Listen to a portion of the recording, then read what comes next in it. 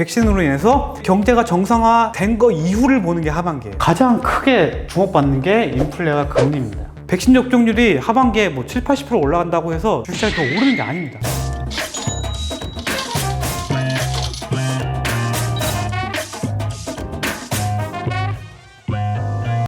네, 안녕하세요 여러분. 부자주식TV 미라클입니다. 상반기랑 하반기는 여러분들 좀 달라요. 항상 그래요. 그래서 하반기를 주도할 섹터를 제가 좀 갖고 왔어요. 그래서 올해 같은 경우는 좀 더 다릅니다. 왜냐면은 코로나로부터 조금씩 벗어나려고 하고 있어요. 엄연하게. 지금 대한민국도 백신 접종률이 10% 가까이 되고 있고 아마 가을까지 가면은 제 생각엔 40%까지 갈 수 있을 것 같아요. 미국 같은 경우에는 뭐 비공식적으로는 한 60%까지 올라왔다고 합니다. 그렇기 때문에 하반기부터는 달라요. 근데 여러분들 주식 시장은 여러분 선반영이잖아요.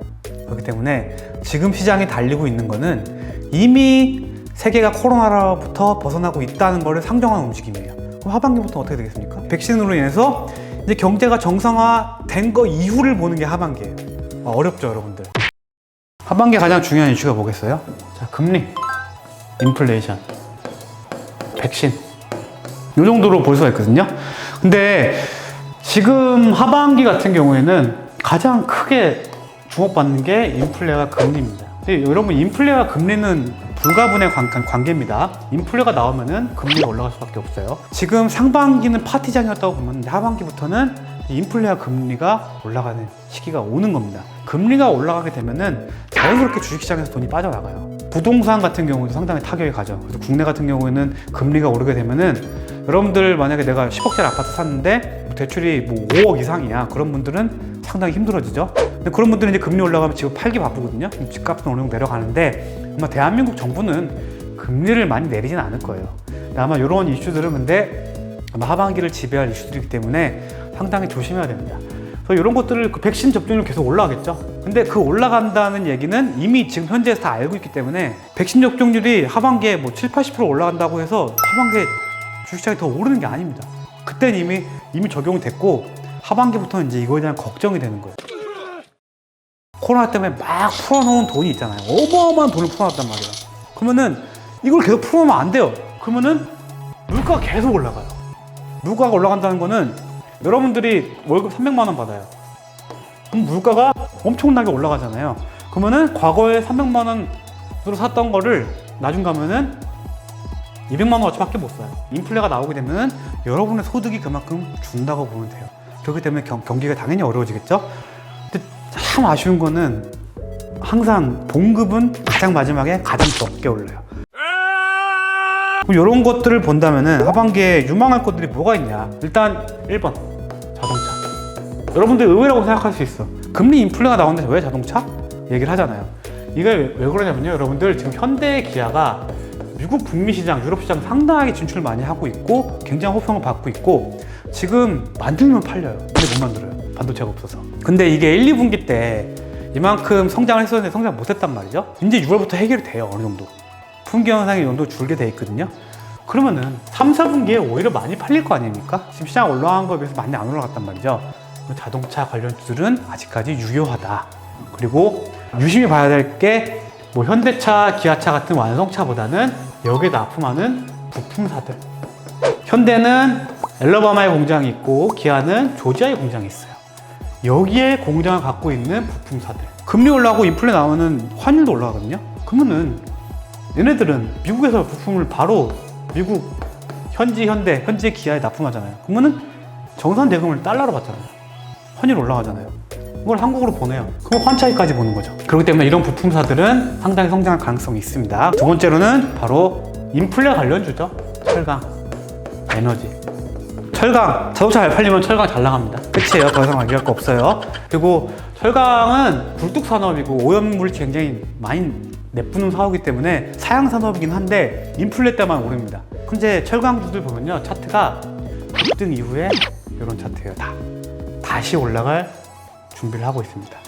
지금 모아가도 됩니다. 여러분들 지금 뭐 구리, 철, 아연, 니켈 다 고점 찍고 빠져서 약간 다 요런 추세예요. 다시 올라갈 거예요. 인플레 나오면. 잠깐 쉬어가는 구간입니다. 철강 관련주들은 계속 눈여겨보시기 바랍니다. 철강 관련주도 웬만하면은 뭐 포스코나 현대제철 같은 정말 큰 제철사보다는 중소형 철강 업계를 눈여겨보세요. 그거는 왜 그 이유는 뭐 뻔하죠 뭐. 왜냐면 포스코 요만큼 오를 때 중소형이 이만큼 오르거든. 근데 안정성은 포스코가 더 있지만 저는 항상 변동성을 좋아하는 사람이기 때문에 에너지라는 게 말 그대로 뭔가 열 효율을 내는 걸 에너지라고 하는데 수소, 천연가스, 석유, 전기도 에너지라고 할 수 있고. 근데 여러분들 제가 말씀드리고 싶은 거는 수소는 천연가스에서 일단 소거하고 전기?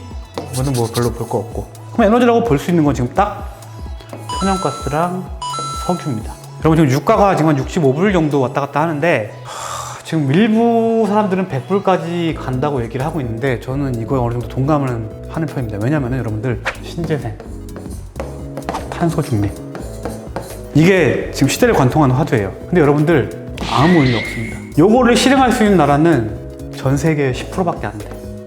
선진국들밖에 없어. 나머지 90% 나라들은 아직도 원유,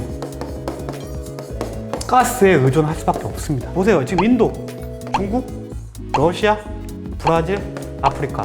얘네도 이제 코로나가 끝나고 성장을 하려면 엄청난 돈을 쏟아부고 할 거 아니에요. 에너지 필요하단 말이죠. 이거 못해요. 얘네가 경제 정상화 된다면 원유 쓸 수밖에 없어요. 그럼 원유 가격이 올라가겠죠. 성장해야 되는데 지금 이거 따질 필요가 없다는 거죠. 천연가스도 마찬가지입니다.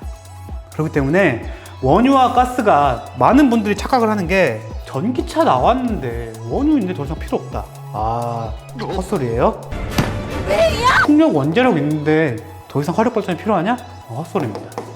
세계에서 원자력 할 수 있는 나라는 정말 20개 미만이에요. 원자력 발전 할 수 있는 나라는 자기 기술로. 그리고 유가라는 거는 항상 수급이 타이트하게 되면 올라갈 수밖에 없습니다. 그렇기 때문에 아무리 생산이 많아도 개발도상국들 인구 엄청 많잖아요. 뭐 인도네시아, 인도, 뭐 브라질 이런 인구 많은 나라들 코로나를 벗어 던지고 본격적으로 성장하려고 하면은 무조건 원유가 필요하게 됩니다. 그렇기 때문에 당연히 수요가 늘어나게 되면 가격이 올라가겠죠. 그렇기 때문에 원유나 천연가스는 반드시 지금 눈여겨보셔야 된다는 겁니다. 농업, 그린. 위기가 끝나고 이제 개발도상국이나 후진국들이 어떤 상황이 오게 되냐면 인구가 늘어나요. 인구가 폭발합니다. 그리고 인플레가 오게 되면은 식료품 물가가 엄청나게 오르죠. 그러면은 잘 사는 나라들은 상관없어. 구매력이 있으니까. 근데 못 사는 나라들은 이제 기아도 나오고 굉장히 힘들어진단 말이죠. 그렇기 때문에 농업 관련주들은 계속 눈여겨봐야 됩니다. 농업 관련주들은 그렇게 많지는 않아요. 솔직히 말하면은. 대표적으로 뭐 비료, 종자, 그린 산업이라고 하죠. 비닐하우스를 약간 멋있게 부르는 게 스마트팜이라고 하는데 일단 영농사업 이런 것들을 좀 눈여겨봐야 합니다. 이런 것들은 여러분 ETF나 미국 ETF나 아니면 미국 농산물 그런 것들을 좀 눈여겨보시면 괜찮을 것 같고 국내에는 크게 뭐 이렇게 투자할 만한 포인트가 많지는 않습니다. 근데 농업이랑 좀 같이 봐야 되는 게 축산, 개육, 우육, 원육 이런 쪽도 같이 보셔야 됩니다. 그러니까 농업은 모든 먹을 거를 통괄하는 개념입니다. 그래서 인플레가 오게 되면 이쪽에 올라가게 되면 굉장히 힘들어집니다. 금리 인상. 금리 인상은 아마 제 개인적인 생각으로는 11월? 이때부터 시작될 거예요. 분명히 금리 인상 시작될 거예요. 근데 여러분들 금리가 인상이 시작되기 전에 주식시장 폭락 옵니다. 근데 막상 금리가 올라가잖아요. 주식시장 다시 올라와요. 신기하죠? 사람들이 공포심리 때문에 그런 건데 금리는 올라가면 좋은 거예요. 경기가 좋으니까 올라가는 거거든요.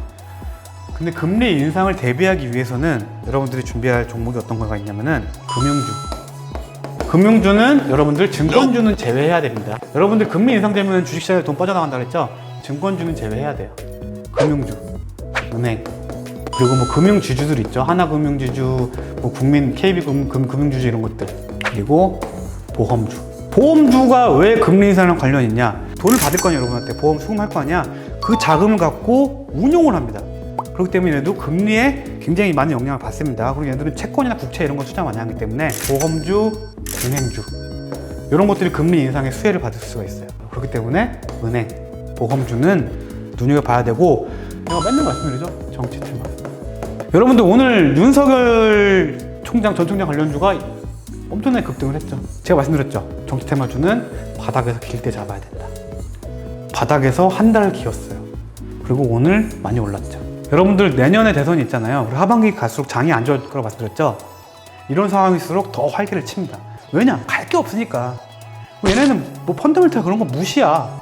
그냥 제 윤석이랑 밥 먹었대. 그럼 몰라요. 예. 제 윤석이랑 뭐 악수 한번 했대. 그럼 몰라요. 진짜 몰라요. 정치 테마는 아마 올해 하반기에는 상당히 눈여겨봐야 되고, 정치 테마는 아마 내년 3월에 대선이 있으니까 아마 한 1월 말까지는 보셔도 돼요. 네, 2월부터 조금 조심하셔야죠. 정책주도 눈여겨봐야 됩니다. 정책주라는 건 뭐 노인 관련주, 영유아 관련주, 그 다음에 인구 절벽, 출산 장려주 막 이런 거 있잖아요. 그리고 뭐 복지 관련주, 그리고 뭐 원전을 다시 복구한다는 흐름도 나오고 있잖아요.